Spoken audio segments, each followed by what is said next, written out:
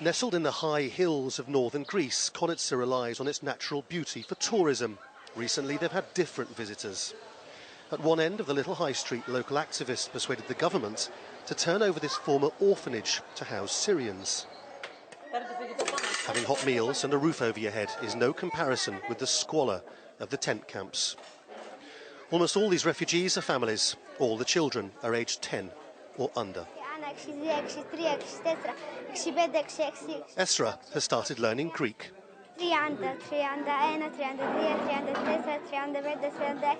Lots and lots and lots of Greek.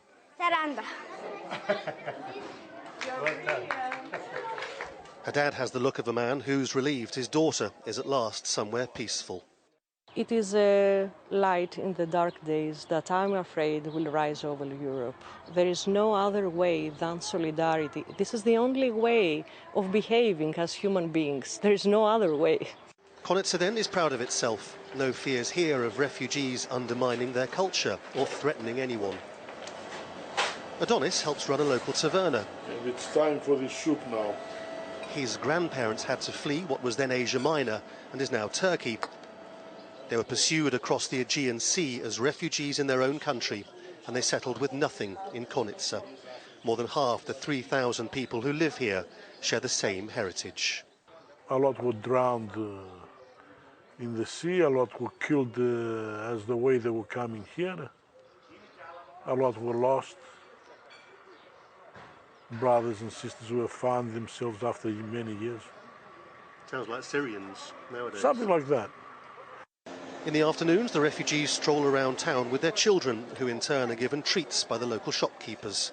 Just the occasional nod of respect, and they're left in peace. We collect essentials and give them to our centre to hand out to the refugees. Some of the villagers go and take the refugees out for coffee or other simple things.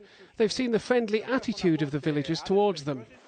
With such ill feeling in other parts of the European Union towards refugees, it's both tempting and dispiriting to suggest that it's often only people with experience of displacement who can empathise. As they wait endlessly for political leaders across Europe to decide their futures, life for this group is about as good as it gets for any of the refugees. Lawrence Lee, Al Jazeera, Konitsa, northern Greece.